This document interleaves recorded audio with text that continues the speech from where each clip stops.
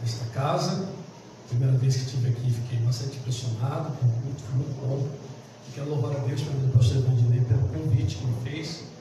Eu até briguei com ele, botou o cabelo, ficou mais novo. E eu pensei assim quando eu cheguei, o pastor não veio no culto, de verdade. Tá? Deus seja louvado pelo pastor Evangelei, de todos os irmãos que trabalharam para esse culto ser realizado. E como é um culto de obreiros, eu vou tratar para obreiros. Então, esquece aquele culto que você viu no último dia que eu vim. A mensagem para o obreiro é uma mensagem diferente. Eu acho que o obreiro aguenta e precisa aguentar. Então, a condução da mensagem será uma mensagem. Esse rótulo é péssimo que eu vou usar agora, porque não existe isso. Mas é uma mensagem um pouco mais séria, né? Vou dizer dura, mas séria. Para nós obreiros, espero que seja sadio a sua alma, tá bom? Segunda epístola a Timóteo, primeiro capítulo, versículo de número 6. Segunda epístola a Timóteo,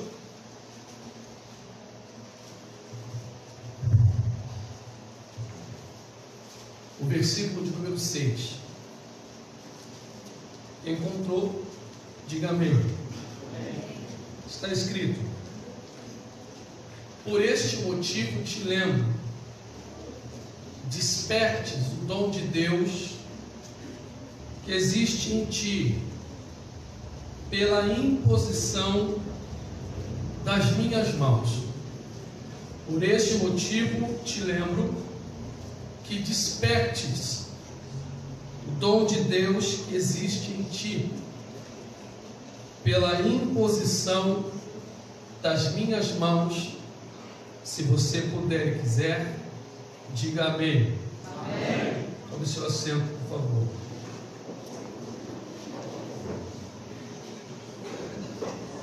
Amados,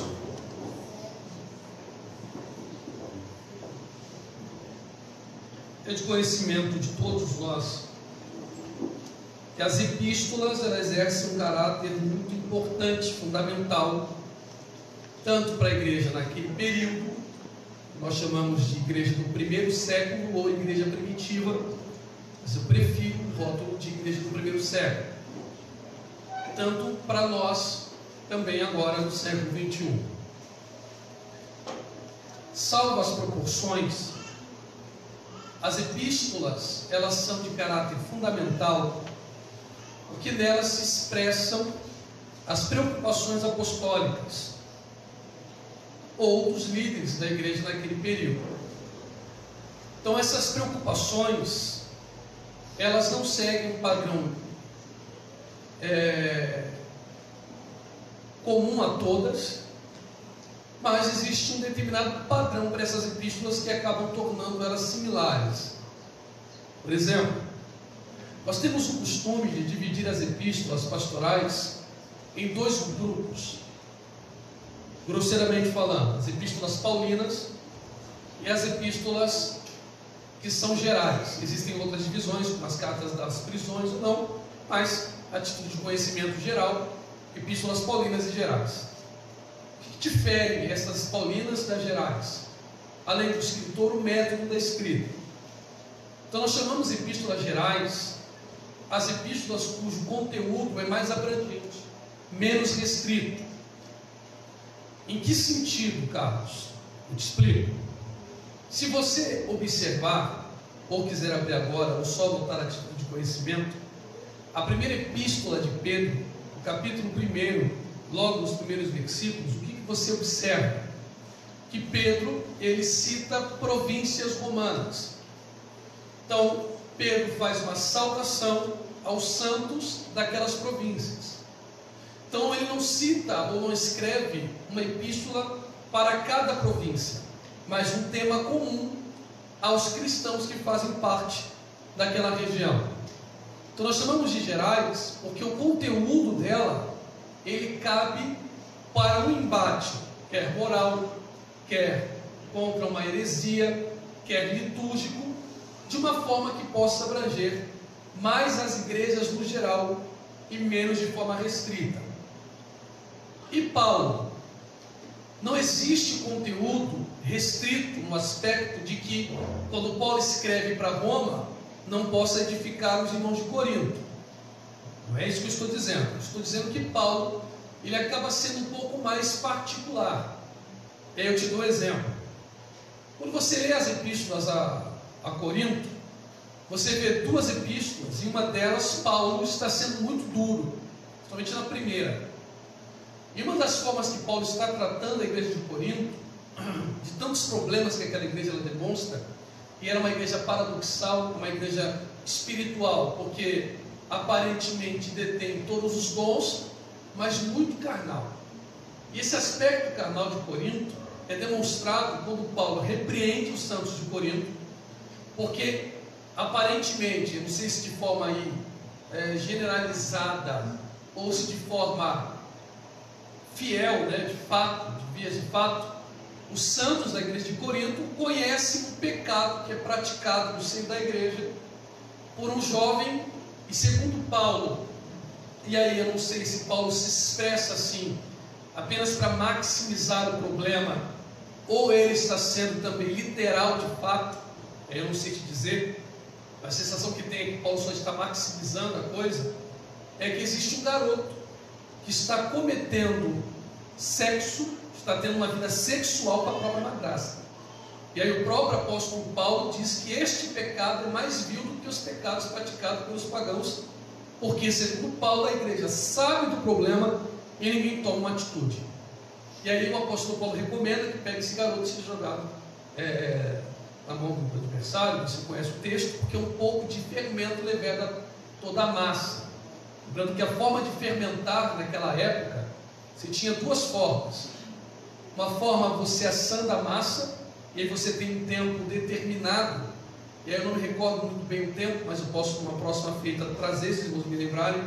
As moças colocavam a massa no forno, e tem uns minutos específicos que a própria massa começa a se fermentar. Ou, que era mais comum, você pegar uma massa podre, da própria massa que você faria o pão, o matzah, o pão, e você deixava essa massa apodrecendo. Então depois que essa massa apodrecia, e eu queria fermentar uma outra massa, eu pegava um pedaço da massa podre e misturava na massa nova. Como Paulo está dizendo, olha, aquilo que é podre, por mais que seja pequeno, contagia a massa toda. Então o segredo é que você retire esse fermento da massa. Então você percebe que Paulo trata de assuntos restritos a Corinto. Por exemplo, aspectos litúrgicos, distribuição de dons, que você não vê, por exemplo, na igreja de Filipos. Então você vê uma estrutura, um conteúdo da carta. O que é o conteúdo, pastor? O conteúdo é um assunto que perpassa toda a epístola. Por exemplo, deixa eu dar um exemplo aqui. Os evangelhos. Você vê os evangelhos, o propósito de cada escritor do evangelho é retratar Cristo. Nascimento, batismo e o exercício do seu tempo aqui. As pessoas chamam de profético e até a sua morte vicária. Mas por mais que o assunto central seja Cristo e a sua morte na cruz, e todo mundo trate do mesmo personagem que é Cristo, o assunto é variado. Então, por exemplo, Marcos trata de revelar a identidade de Cristo, ainda que de forma popular, trata aí das pessoas acharem que o conteúdo da epístola de Marcos seja Cristo como servo. Mas também não é errado. Mas os mais estudiosos retratarão Cristo ali, no Evangelho de Marcos, como a sua identidade. Mateus já trata da sua realeza. Então você vê que tanto Marcos como Mateus escrevem sobre a mesma pessoa, falam sobre os mesmos interesses, como o seu ministério, a sua vida aqui na terra e a sua morte vicária. Mas um enfatiza revelar a sua identidade, quem Cristo é, no caso de Marcos, ou Cristo como servo, quanto Mateus fala da genealogia. Então, enquanto Marcos não fala de genealogia, Mateus fala revelando a realeza de Cristo, como aquele que seria o rei prometido das nações. Então, as epístolas também são esse assunto. Para Paulo, diferente de Pedro, o assunto de Pedro é geral, de Paulo mais específico. Mas o próprio apóstolo Paulo recomenda, em algum momento, que as epístolas sejam trocadas entre as igrejas, a fim de que todos os santos possam ser edificados. Mas, a primeiro modo, Paulo escreve a Romanos, tratando de assuntos que ele acha importante para Roma, trata de Corinto em assuntos que ele acha importante para Corinto, trata de Filipos em assunto que ele acha importante aos filipenses, e assim sucessivamente. Estou sendo claro, senhor? Não? Bacana. Então, para este obreiro, Paulo escreve para a igreja e para pessoas, para Filemon, para Tito, para Timóteo. Para Timóteo, o apóstolo Paulo escreve 2 epístolas. E essas 2 epístolas, elas têm, aí é uma visão, uma concepção minha, mais subjetiva, nuances diferentes. O de Deus que em ti também é visto na primeira epístola. Só que na primeira epístola, Paulo não é tão conselheiro e tão brando. Na primeira epístola, Paulo compara Timóteo a negligente. Então ele diz: pare de negligenciar, ou não negligencies, perdão, o dom de Deus que é em ti. Então você vê que Paulo é um pouco mais duro. Na segunda epístola, Paulo é mais brando. E aí pode nascer algumas possibilidades. Dentre elas, na primeira epístola, Paulo alcança a liberdade. Então Paulo ele tem 2 prisões.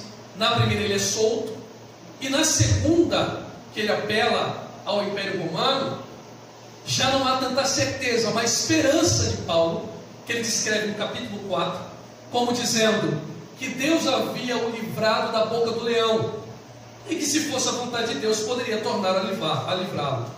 Então o que Paulo está dizendo aqui para Timóteo? Olha, minha esperança é que eu alcance a liberdade mais uma vez. Mas nós sabemos que Paulo não alcança essa liberdade e acaba sendo morto. Então a sensação que nos dá é que Paulo está meio que, eu não sei se a expressão é cabível, mas passando o bastão a Timóteo.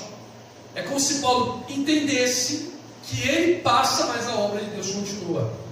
E percebendo que a obra de Deus continua, ele vai aconselhando Timóteo mais do que perante a igreja. Então na primeira epístola, você vê a nuance do que? Paulo sendo duro com Timóteo, chamando Timóteo à responsabilidade sobre como ele deveria conduzir a igreja. Na segunda epístola, são conselhos reservados mais a Timóteo, como, olha, se livre das paixões da sua mocidade, olha, insta em pregar fora de tempo em tempo a palavra de Deus, e se levantarão falsos mestres, e a sua postura deve ser essa, e desperta onde é que Deus há em ti. Então Paulo na segunda epístola parece tratar mais de Timóteo do que de Timóteo para com a igreja.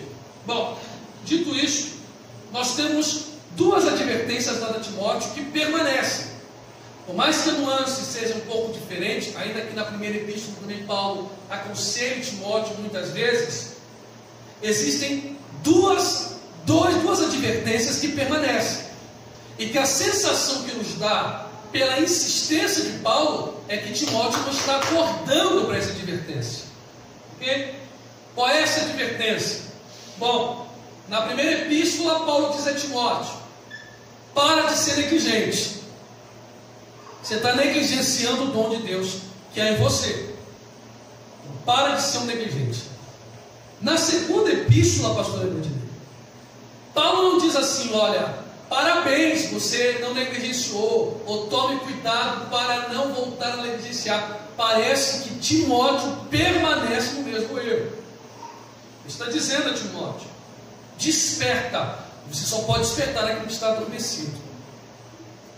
Segunda coisa que você pode perceber nessa segunda epístola, do texto que lemos, é que Paulo não está recomendando a Timóteo a busca por um outro dom, pelo próprio dom que já está em Timóteo.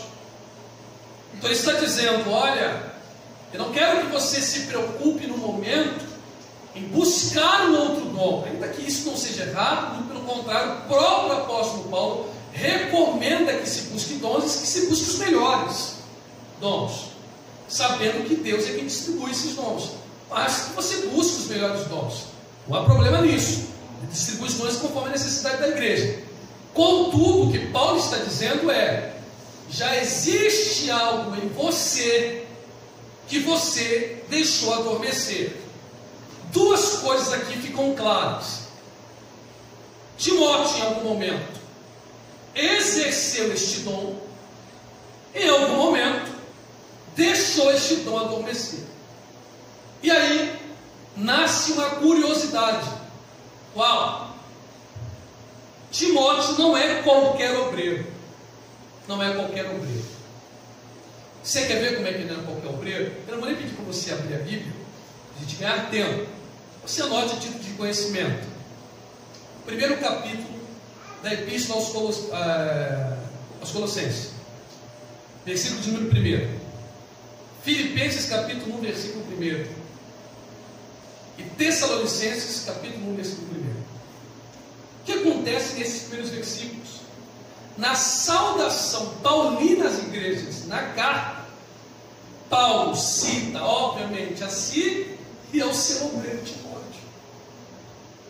E uma dessas epístolas, salvo engano, a de Tessalônica, foi entregue em mãos pelo próprio Timóteo. Alguns estudiosos chegam a dizer que Timóteo teve participação nas epístolas. Eu acho difícil. Mas, só de ser citado, já não é pouca coisa. De tantos obreiros que Paulo tem, o único que Paulo chama de filho amado, mais uma vez, é Timóteo. E outra, hein? O próprio apóstolo Paulo se diz: sou fariseu, de fariseus, zeloso na doutrina de Deus. Olha, se tem alguém rígido, é Paulo. Congregar com Paulo não é brincadeira. E Paulo entrega a responsabilidade a Timóteo de dirigir uma das suas igrejas. Alguma coisa aqui não está batendo. Quem está comigo, diga amém. Amém. O obreiro, com perdão da palavra, eu não gosto dessa expressão, mas só bem abrasileirada, um nível de um camarada desse, como Timóteo, de uma família que ele tinha, da mãe e da avó, judias, e que aparentemente foi educada por elas na palavra de Deus, chamado pelo próprio apóstolo Paulo de filho amado, que participou não, mas é citado em 3 epístolas, disse uma, 3, Colossenses, Tessalonicenses e Filipenses. Lembrando que em Filipos Paulo está preso, onde ele recebe a visita de Epafrodito com uma quantia de valor nas suas mãos. Timóteo não é qualquer obreiro. E como pode um obreiro deste nível, que é apacentado, dizemos assim, pelo próprio apóstolo Paulo, zeloso, é tido como negligente? Então um dos dois está errando. Timóteo que é negligente e Paulo que está dando a oportunidade de um obreiro negligente. Ou uma terceira via: se está dormindo, um dia esteve acordado. Quem concorda, diga amém. Amém. Então nós estamos trazendo uma seguinte pergunta: o que está fazendo Timóteo negligenciar? Perceba? Porque o mal da nossa igreja é a hipocrisia. Então eu poderia vir aqui ser o maior hipócrita, descer a marreta em Timóteo chamando ele de negligente, como se eu nunca tivesse sido e nem os senhores. E eu vou provar para vocês que o que mais tem são pastores e obreiros negligentes. O que é negligenciar? Negligenciar significa não dar o valor devido àquilo que você recebeu. Vou repetir. O negligente não dá o valor devido a algo que ele recebe. O exemplo é bem baixo. Vai se mudar. Suponhamos que esse celular aqui valha 5 mil reais. Eu ganho de presente e trato isso aqui como se valesse 100. Negligente. Passou músico. Culto vazio, eu toco com preguiça. Nem saio. Mas no domingo eu quero arrebentar. Negligente. Então eu recebo algo que tem um valor e trato isto como qualquer coisa. Mas o que está levando Timóteo a negligenciar? E Timóteo de fato é um bom obreiro. Isto é claro nas epístolas e nos textos que citei aos irmãos. Então ninguém vira negligente da noite para o dia. Então eu não posso julgar as pessoas por um momento. Existe alguma coisa que está fazendo isto. Por isso que eu abri mão de Facebook. Estava dando nojo. Eu não digo nem para os crentes, porque ovelha, irmão, vai para onde o pastor aponta. É de obreiro, porque o problema da igreja não é os crentes, é o obreiro. O problema de igreja não é o obreiro. O crente vem para o culto agora a Deus, ofertar, dizimar e ir embora. O problema é o obreiro: ciúme, inveja, calúnia, divisão, facção, fofoca. E é grotesco ver o obreiro que nunca sentou para aprender numa escola, numa faculdade de teologia, dar opinião teológica ou da vida dos outros sem conhecer as pessoas na internet. Isso é nojento. Isso é um pecado chamado de lashon hará. E para Deus é o mesmo nível de adultério. E a pior coisa não é mulher fofocar, é homem fofoqueiro. Se é que eu posso chamar de homem. Meu homem que fofoca, estou desconfiado. Eu vou falar que eu posso ser processado no Supremo Tribunal Federal e ganhar. Ok? Isso é sério. O obreiro tem que andar de uma forma que ele não tenha vergonha. Ele não se envergonha. Eu não posso pegar Timóteo pelo pedaço e falar que Timóteo não presta. Não, claro que presta. Filho amado, mais 2 vezes. Vem de uma família boa, que o próprio apóstolo Paulo cita, tanto a mãe como a avó. É um bom obreiro, ainda que jovem, apacentou por um momento uma das igrejas paulinas, e de quebra citado 3 vezes em 3 epístolas. Não é possível que esse camarada seja um camarada ruim. Então o que os historiadores dizem? Posso falar que é porque eu não conversei com Timóteo. Quando chegar no céu eu bato papo com ele, mas não conversei. O que os historiadores dizem? Bom, que possivelmente Timóteo está cansado. Cansado do quê? O ser novo, os mais velhos não escutam ele, e a pressão dos falsos mestres é muito grande. Então está desgastando Timóteo. Por exemplo, Timóteo estuda para pregar. Quando vem pregar, os mais velhos olham para Timóteo e dizem: essa criança quer me ensinar? Ah, não vou ouvir não. Quem está comigo, diga amém. Amém. Essa criança aí, não vai rolar. Quanto tempo você tem de crente? Porque tem obreiro que pensa que igreja é serviço militar. Que a tua patente pesa o tempo que você tem de carreira. Aqui pesa intimidade, irmão. Você tem 30 anos de evangelho, mas nem hora, nem para comer. Aqui, irmão, o seu tempo de casa não presta. E presta a sua vida com Deus. Diga glória a Deus por isso. De que uma pressão dos falsos mestres o tempo inteiro.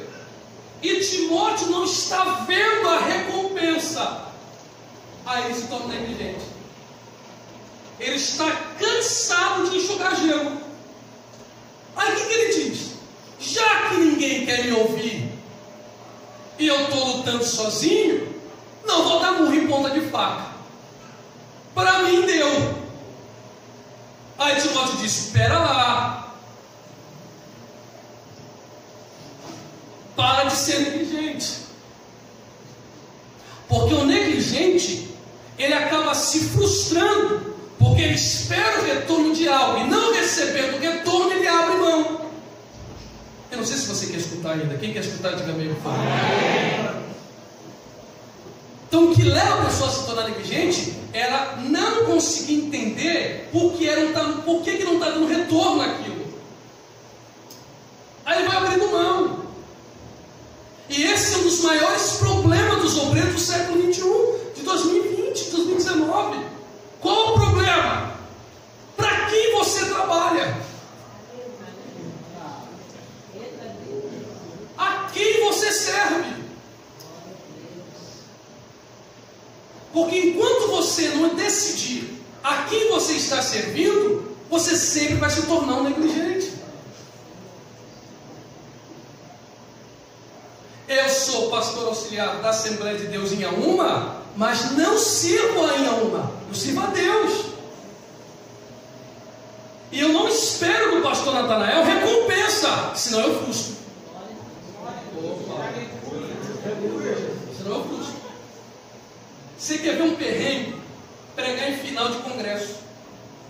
É horrível. Porque o pastor diminui o tempo da palavra. Eu não ligo, meu irmão. Se me chamar para pregar, me der 15, eu vou pregar 15. Me preocupo com a minha igreja.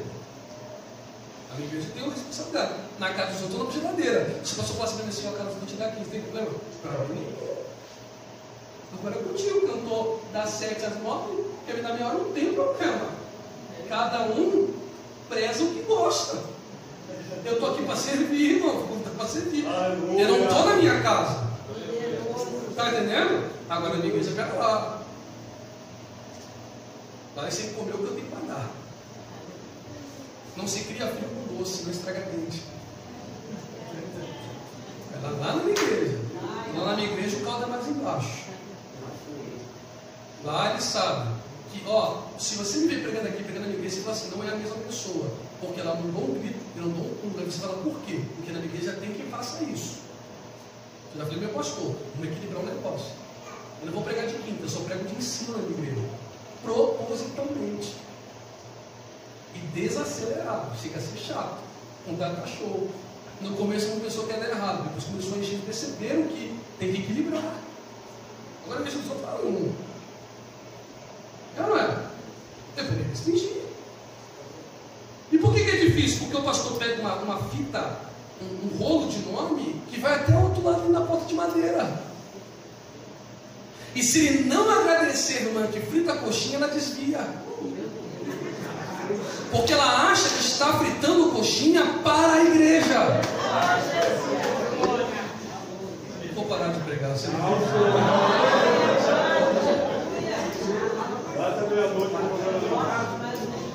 Então a pessoa, ela vem num gás. Ela vem num gás. E ela vai se tornando preguiçosa com o tempo. Porque o pastor Evangelho é ser humano.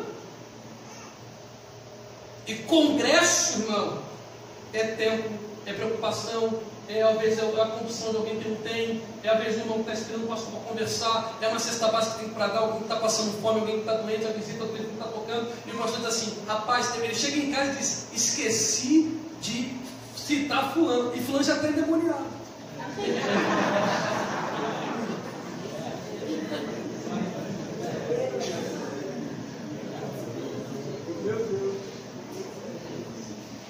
Está entendendo? Ou seja, a pessoa se autoavalia e diz, eu mereço tal recompensa. Não recebendo tal recompensa, também não me desgasto. Só que aí está o problema. O que salário você espera ganhar? Aí eu vou usar Cristo, não eu. Porque não adianta eu falar do que eu penso. Tem que ser bíblico para o problema. Jesus citou várias parábolas. Qual capítulo? Não vou dizer. Chegando em casa você procura. Obreiro é diferente. Vou dizer para vocês. Vocês nunca vão me ver apertando a igreja, mas obreiro. Jesus disse assim: havia um bom trabalhador. O trabalhador é ruim, irmãos? É o quê? Bom. Bom trabalhador. Aí, meu irmão, esse bom trabalhador resolve se alimentar depois de trabalhar. Normal. Só que indo trabalhar, o dono da seara diz assim para ele: opa, espera lá, antes de você comer, vá se lavar, vá se vestir. Eu como primeiro, e aí eu vou pensando no teu caso que você vai comer. Toda vez que Jesus começa uma parábola assim, qual de vós, ele está colocando assim, irmãos, é a estrutura de parábola. Qual de vocês não agiria semelhante a isto? Então quem está ouvindo a parábola é obrigado a concordar, porque na época todos fariam a mesma coisa. Que coisa? Trabalhar para alguém rico na época era uma honra. Só que ali, o texto no grego, não diz refeição qualquer, diz refeição vespertina. Vespertina é que momento do dia? À tarde. E à tarde, nenhum trabalhador comia. Então este trabalhador sabe que é bom. Aí ele diz: eu sou tão bom que eu mereço uma recompensa que os piores não podem, porque eu sou bom. E Jesus diz: ele é bom. Aí ele diz: então eu tenho que comer diferente.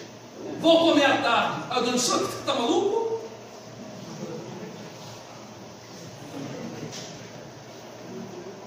Não, mas eu sou o melhor. Você não é o melhor. O salário foi combinado. Combinar um negócio aqui, você vai entender. Eu abro o mercado. Como é que chama aqui esse bairro, pastor? Lagoa. Eu abro um bairro na Lagoa. Abro um bairro, mercado. Mercado. E eu não entendo nada de contabilidade. Quem está comigo, diga amém. Amém. Mergulhar. Aí eu preciso de um contador. E vocês aqui tudinho são contadores. Suponhamos que o piso salarial do contador seja R$2.000. 2.000. Aí eu digo: pastor Vandilei, abriu uma vaga de contador e vocês estão todos desempregados. Só tem uma vaga. Mas avisa a igreja que eu não posso pagar 2. Eu só posso pagar 1.000. Não posso pagar 2, eu posso pagar 1.000. Melhorando as coisas, eu pago 2. Aí pastor Vandilei diz assim: quem quiser trabalhar, paga. Aí o irmão diz assim: ó, eu vou. Quando ele fica sabendo do salário, ele faz com preguiça. Porque ele diz: eu mereço 2, eu mereço 1.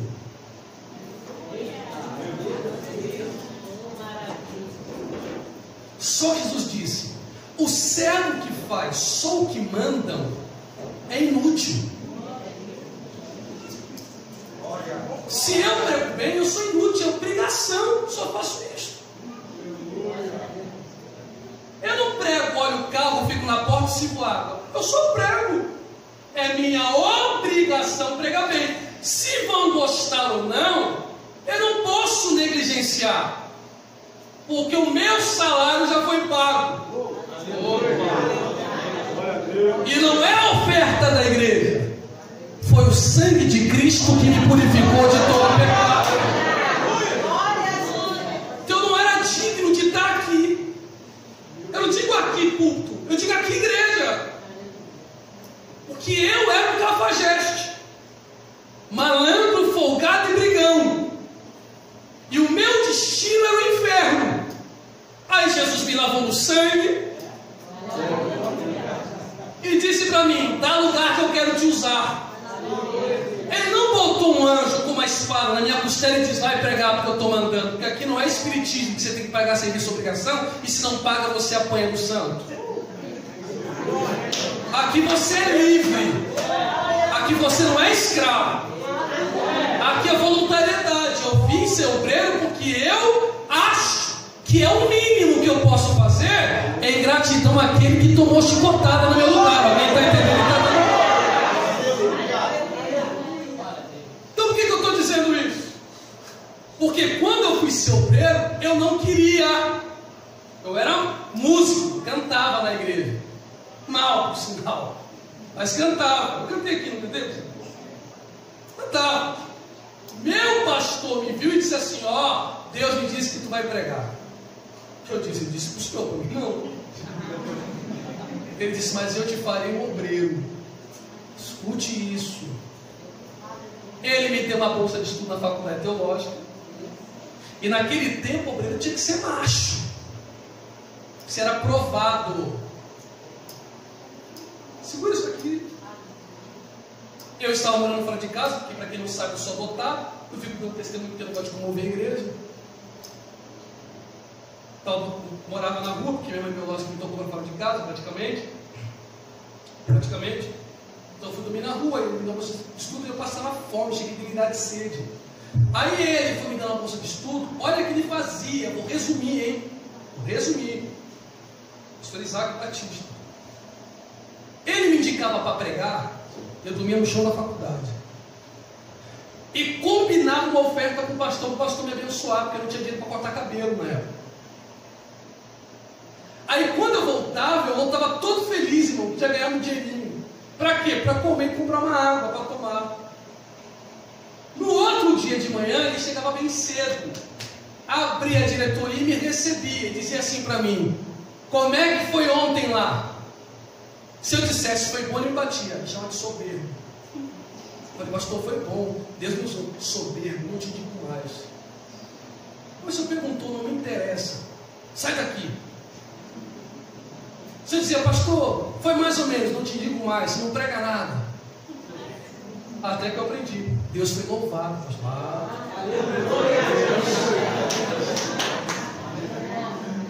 Aí ele falava: pastor, te abençoou?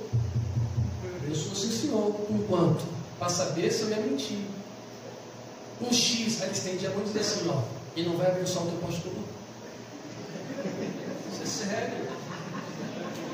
Eu tirava a oferta do bolso e abençoava ele. 3 anos assim. Quando eu passando fome, ele mandava fazer compra para ele, diretor da faculdade.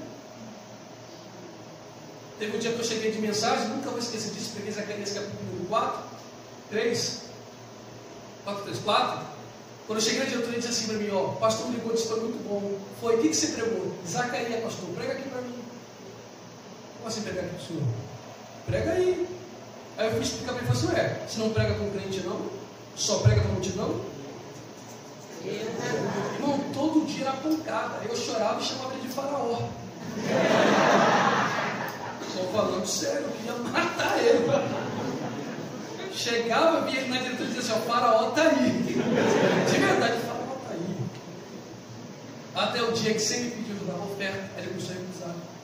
Dizia: pastor, Deus foi muito louvado. Almas foram salvas, pastor. O que você pregou? Isso assim, pastor. Falei isso aqui, isso aqui. Eu tenho que ter um lenço, uma Bíblia, agora você não prega. Você prega em multidão e prega em comunidade. Com a mesma vibração e o mesmo emprego. O que Isaac estava me ensinando? Não espere recompensa do povo. Porque se você esperar, você sempre vai fazer o seguinte: por que fulano canta no domingo e eu tenho que cantar na terça? Pastor gosta mais de fulano do que gosta de mim. Mas você cantava em karaokê, em boteco, com o nariz entupido de cocaína e a cara cheia de cachaça. Cantar para a igreja vazia já é um privilégio e motivo de você estar.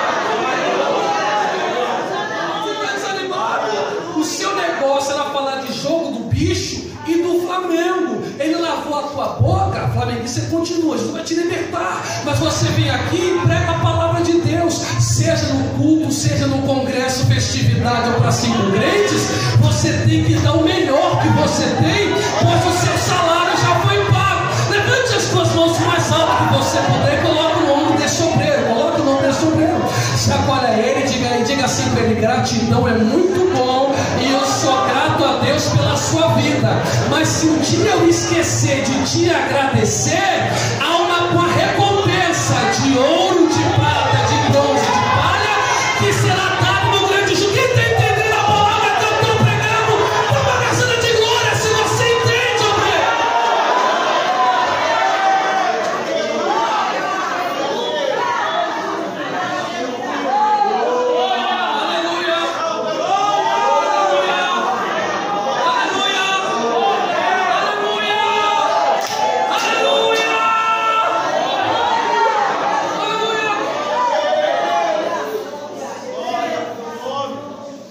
Outro mal, obreiro tímido. Um outro motivo que faz você negligenciar é a falta de reconhecimento daquilo que você tem. Deixa eu lhe dizer um negócio aqui muito sério. Olha, existem expressões no meio pentecostal que são doentias. Arrebentaram com a igreja pentecostal, a gente pariu os pentecostais. Isso é culpa nossa. Isso é culpa nossa. Isso é negócio de vassoura. Isso é culpa nossa. Isso é culpa nossa. Não tinha de gente. Vassoura não. Olha, eu respeito respeito a fé dos outros, mas eu acho uma loucura conversar com o pastor, orar para lá, irmão. Não dá. Relaxa um pouquinho. Expressões como: tu vai sair do anonimato. Esse aqui é pau. É concurso. De quem chega lá. Absurdo é esse. Isso é um absurdo. Não, Deus vai confirmar o teu ministério. Olha as revelações. Quando tu gravando CD. Então quer dizer que Deus só me usa com CD. Sem CD Ele não me usa. Bíblia é pastor. Aí o que acontece? Você quer ver uma coisa que me irrita? É quando eu vou para algum culto cultuar, alguém vai pregar e diz assim: e rapaz, você é aqui, eu aqui, e eu tenho contigo. Não, eu fico contigo, comigo. Um Deus grandão na tua cara e comigo você está com medo? Não, tu fala hebraico. Eu não estou entendendo. Cada um na sua porção. Às vezes no teu Jesus te ama, toca mais do que hebraico falado. O que incomoda é heresia. Não falou besteira, irmão. Vai na tua pegada, Jesus te amou também. Olha aí, eu falei, não é? Aí Jesus disse assim, ó, um homem saiu de viagem e chamou os seus 3 obreiros. E disse assim para os obreiros: ó, eu vou ali, mas eu volto. Ele o que, irmãos? Volta. Aí ele diz: como eu vou, os meus negócios não podem parar. Então eu vou distribuir meus talentos. A um ele dá 5, a um ele dá 2, a um ele dá 1. Um recebeu mais do que o outro, sim ou não? Sim. Para servo. Para o Senhor não. Porque diz o texto que ele distribuía segundo as capacidades administrativas. Então todo mundo recebeu igual. Por que recebeu igual? Porque o Senhor, para não ser injusto, dava segundo a capacidade de cada um. Porque eu não posso cobrar de você o que você não pode fazer. Ah, se você não quer resolver, você está chateado. Então o Senhor disse assim, ó, como eu vou voltar, eu vou cobrar. Então eu não posso cobrar de quem consegue controlar 5, ou não posso cobrar de quem consegue controlar 5. Então eu vou dar um mínimo que cada um pode fazer. Só que o sistema era bancário. Desamparado.